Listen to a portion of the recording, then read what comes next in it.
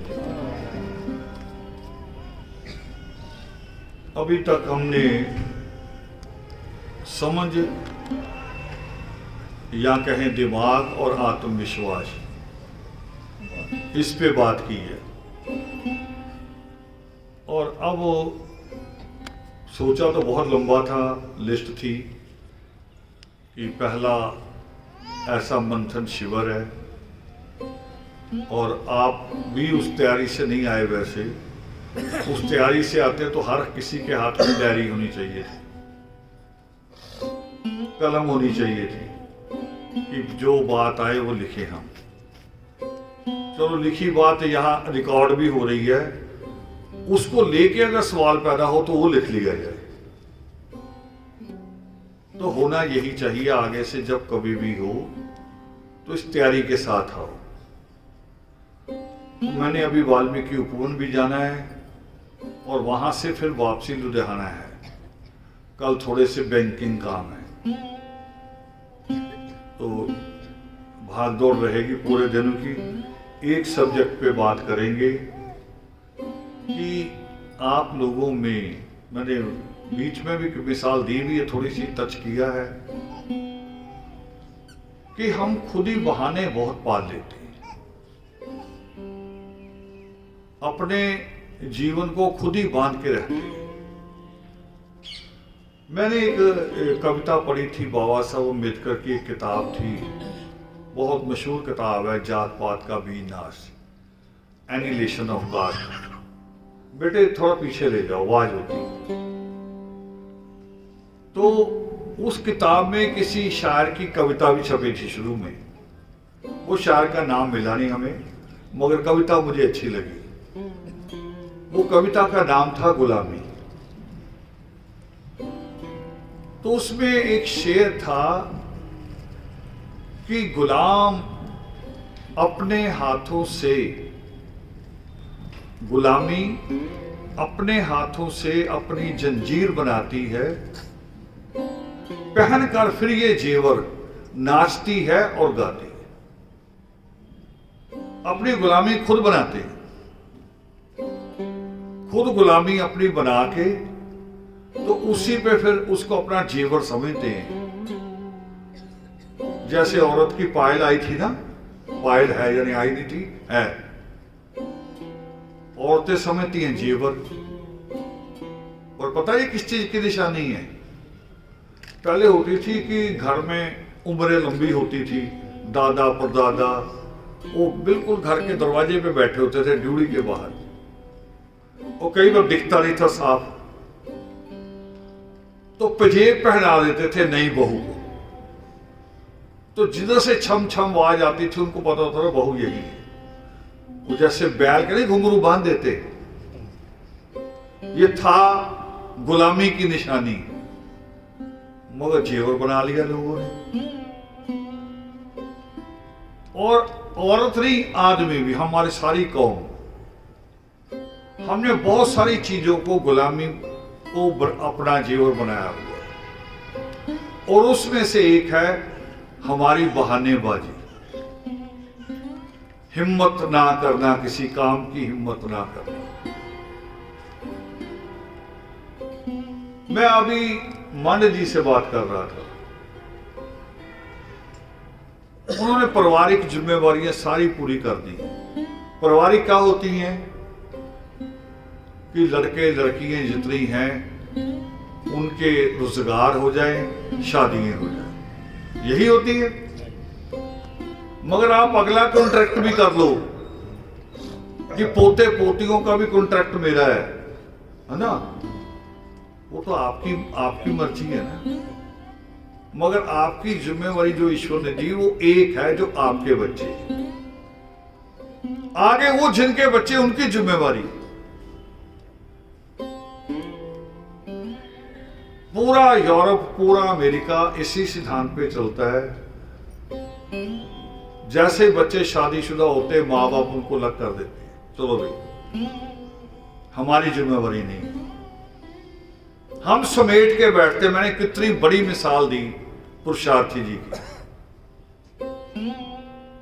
और फिर आप वो सारी समस्याएं समेट के बैठेंगे तो परिणाम क्या होगा? देखो परिणाम बता रहा हूं। मैंने अभी प्रचेतावार को भी ये मिसाल दी है। एक आश्रम है हरिद्वार में, वाल्मीकि आश्रम, हरिद्वार कनखल।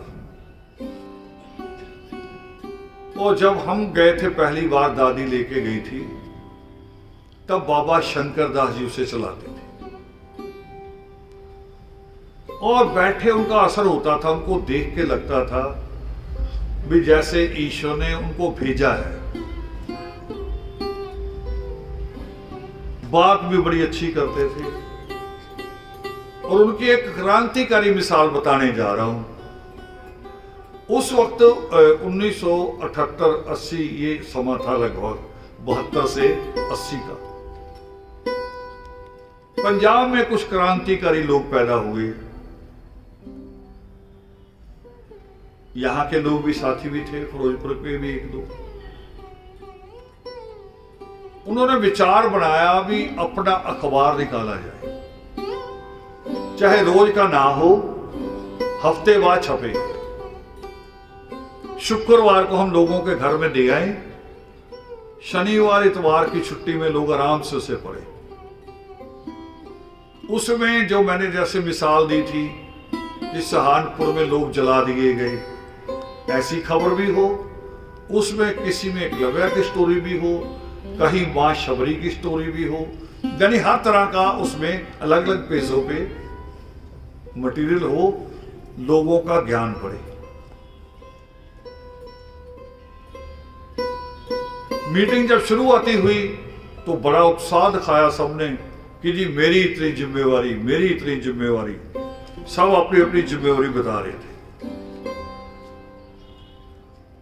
और पैसा इकट्ठा कितना करना था? 1978 की बात है, 78, 5,000। और वो 5,000 आपके 50 लाख के करीब करीब है कि ये इकट्ठा करना, फिर प्रेस लग जाएगी। प्रेस अपनी लगाएगी।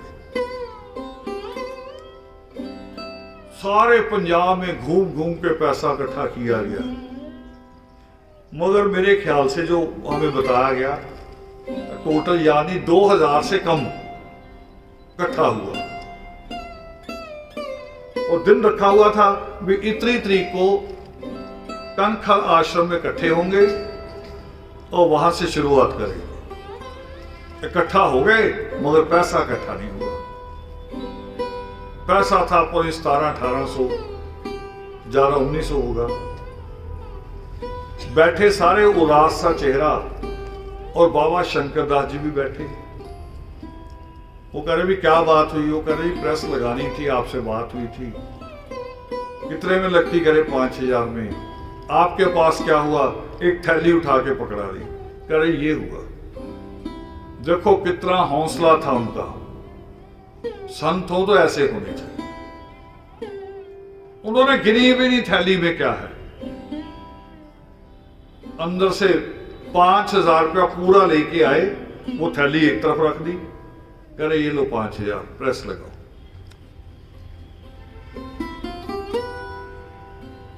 मगर आगे क्या होता है देखो। मैं क्यों कह रहा हूं, मैं मंड जी को क्यों डांट रहा था। आगे क्या हुआ? बाबा शंकर दास जी की मृत्यु के बाद गद्दी किसी को मिलनी थी। गद्दी दी गिरबानदास को। युवा थे, हमें थोड़ा अच्छा लगा भी युवा है, कुछ अच्छा करेंगे। मगर युवा भी तो हमारे घर का ही होगा ना। हमारे घर में अगर बनती खिचड़ी है तो खीर वाली बात कैसे करेगा? जिस घर में खिचड़ी ही बननी है उस घर के बच्चे को बिरयानी का स्वाद थोड़ी आ सकता है। अब उसने क्या किया, ऐसे बहुत खुला आंगन था, बड़ा गेट है, जगह थी। इस जगह एक छोटा सा हॉल बना दिया बिल्कुल गेट के आगे। ये भी उनको डर रहता है कि लोग इधर उधर जाके ढूंढेंगे कैसे। गेट के आगे बना दो, सीधे लोग वहीं जाए। जैसे वाल्मीकि तीर्थ पे भी किया गया। वाल्मीकि तीर्थ का पहला गेट था, जो प्राचीन छोटा सा वाल्मीकि मंदिर बना होता था, पुराने तरीके का गुंबद बड़ा अच्छा, वो सीधा गेट वहां जाता था। मगर जब सतगुरु ज्ञाननाथ जी महाराज की मृत्यु हुई, जहां उनकी समाधि बनाई गई, ये पुराना गेट बंद कर दिया, दूसरा खोल दिया, कहे लोग सीधे समाधि पे जाए। ईमानदारी से बताओ ये ठीक है कि गलत है? गलत है कि नहीं है? हमारे लिए परमात्मा तो परमात्मा ही रहेगा ना। हाँ, जिन्होंने काम किया उनके आगे हमारा सिर झुकता है, झुकता रहेगा। जिसने भी काम किया, एक बच्चा भी करेगा तो हम उसको भी मानेंगे। हमें अच्छा था भी युवा है, अब उसने हाल बना के। और मैं एक दिन जा रहा था उधमपुर, तो मन में आया मैं बाहर से निकल रहा हूं, यार आश्रम है करीब ही, चलो थोड़ा सा अंदर जाके, शहर के अंदर कोई नहीं, थोड़ी ट्रैफिक होगी, आधा घंटा फालतू लगेगा, वहां नमन करे आते, जहां इतने बड़े बाबा शंकर दास जी को हमने बचपन में देखा था। जब गया तो इतना मूड खराब हुआ।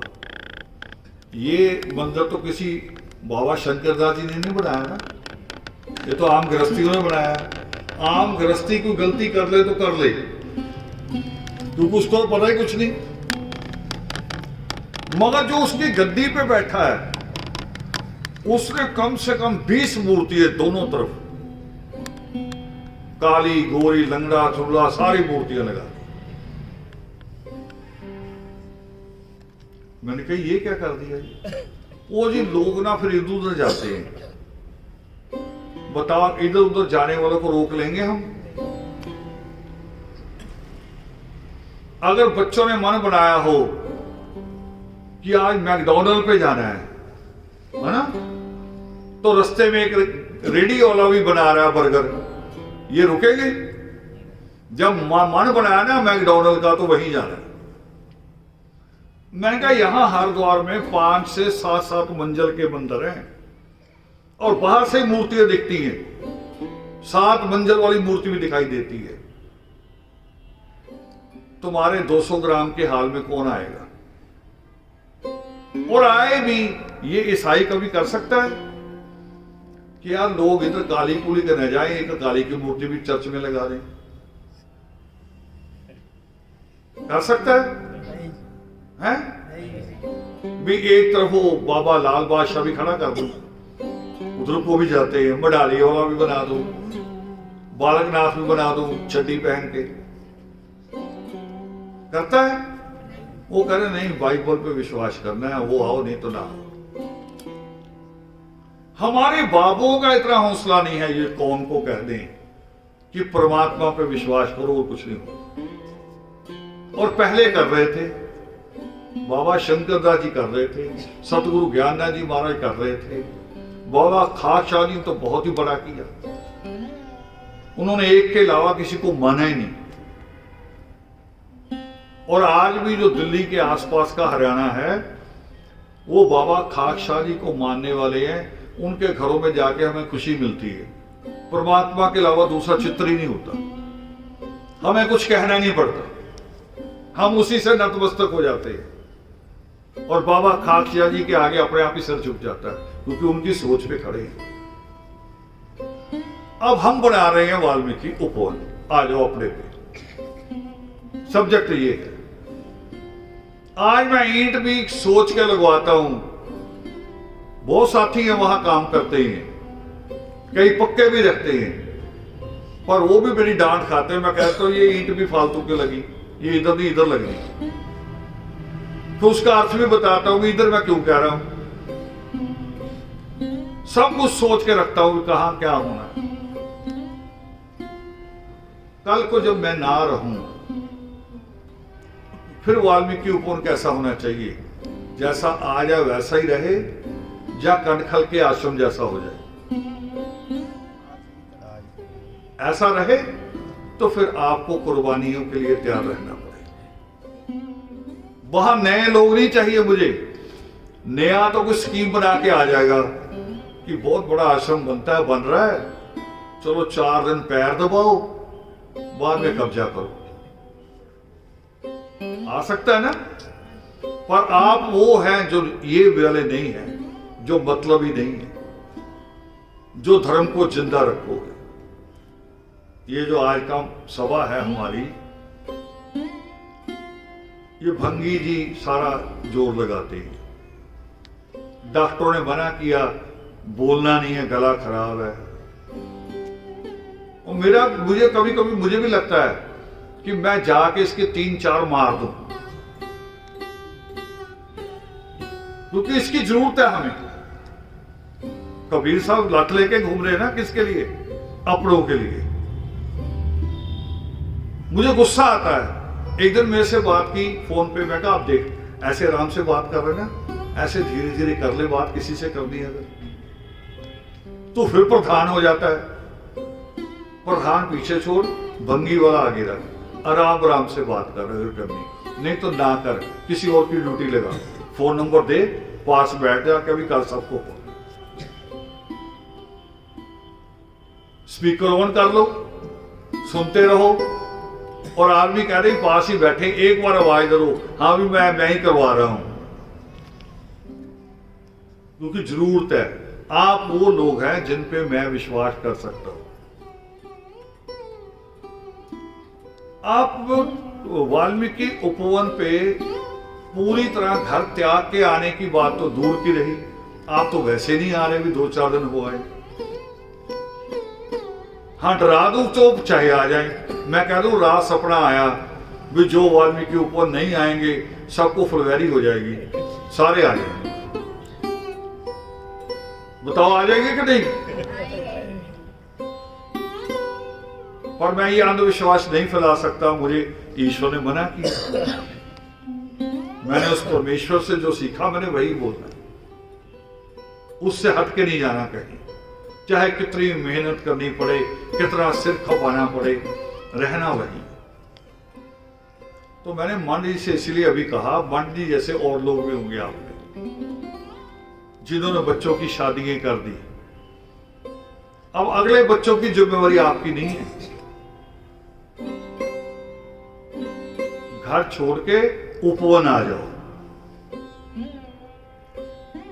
वहां आओ, दिन रात जरूरत है वहां। उसकी सुरक्षा की नहीं, केवल आए गए लोगों से मिलना, उन पे भी असर देना, कहना जब आप कहोगे कि मैं पिछले 25 साल से जुड़ा था, उपवन तो अब बना है और अब यहां आ गया हूं, आदमी नतमस्तक हो जाएगा कि नहीं हो जाएगा आपके आगे भी। और उपवन तभी बचेगा कि कोई नया आके संभाल ले। जैसे ही वाल्मीकि तीर्थ बना, याद करो, आपको याद होगा अगर, जैसे ही वाल्मीकि तीर्थ बना पूरे पंजाब में कई बाबे बन गए, उन्हीं दिनों बने हैं। कई बाबे नहीं बने, दाढ़ियां तो बढ़ा ही ली। वो कह रहे पता नहीं कब अकाल तख्त का ग्रंथी मुझे लगा देंगे। कईयों ने कर ली पूरे पंजाब में, और यहां तक भी हो गया, एक गंदी घटना भी हुई वाल्मीकि तीर्थ पे, कि वाल्मीकि तीर्थ के जो गर्धारी नाथ है उधर, उनको हटाने के लिए गंदी साजिश रची। जिन्होंने रची वो भी चोला पहन के घूमते, और कौम हमारी चुप है। किसी ने अकाल तख्त के खिलाफ रची होती, वो जिंदा होता है?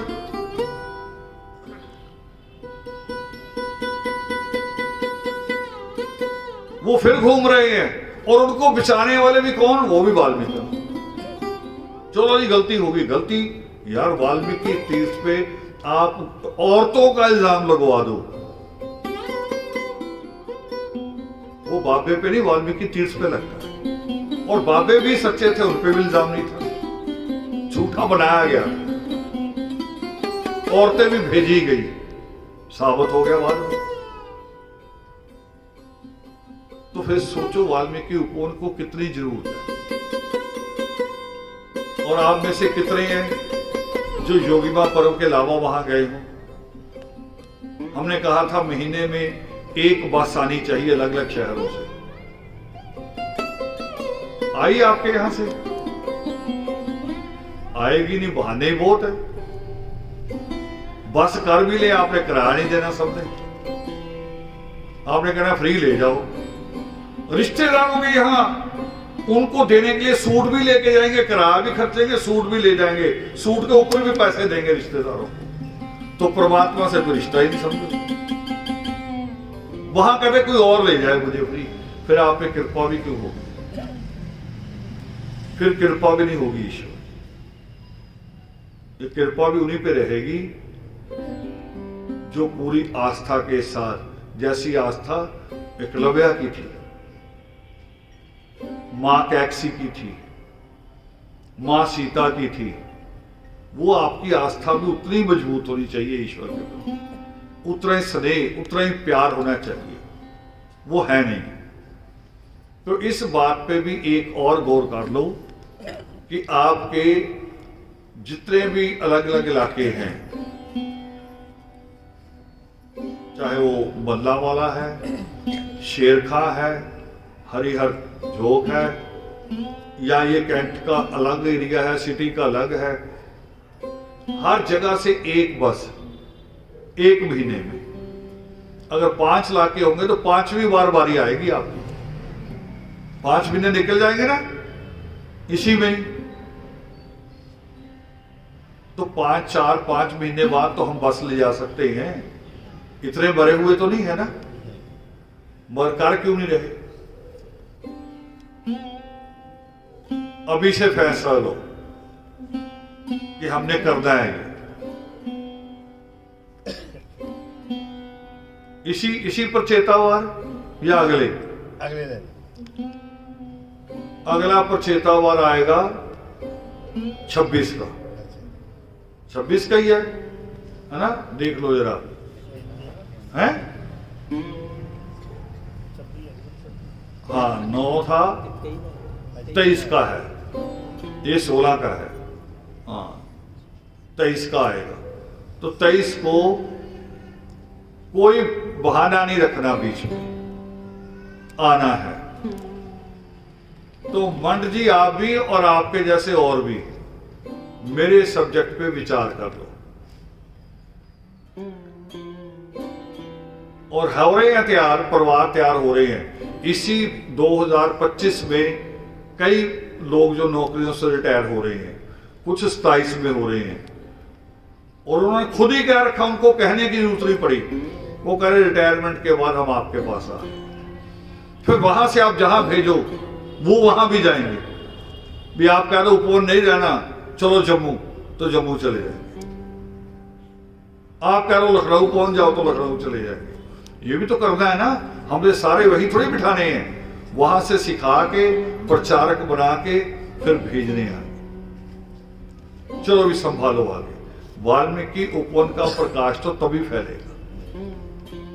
तो ये आज का मनन थोड़ा और बड़ा हो सकता था, मगर आप लोग बहुत लेट आए हैं। सारे नहीं, कुछ आ जाते, हमेशा यही कुछ होता, कोई नहीं, चले ही जाएंगे, कोई बात नहीं। और रावण तो बोलते रहता है। मगर ये बोलना अगर नहीं सीखा आपने, इसके ऊपर मनन नहीं किया, तो पछताते हुए मृत्यु होगी आपकी। पछताते हुए मृत्यु, पछताते हुए नहीं होनी चाहिए। जब लोग बिस्तर पकड़ देते ना, फिर कहेंगे मैं ये कर सकता था। भाई अब कर लेना जब कर सकता है। जब पांव नहीं चलने लायक रहते है ना, कभी कभी तो जुबान रुक जाती है, तब भी कहेंगे मैं ये कर सकता था। भी जब कर सकता है तब कर ले। ये नियम बनाओ। अब आपका बहुत बहुत धन्यवाद। इन्हीं शब्दों के साथ जय वाल्मीकि।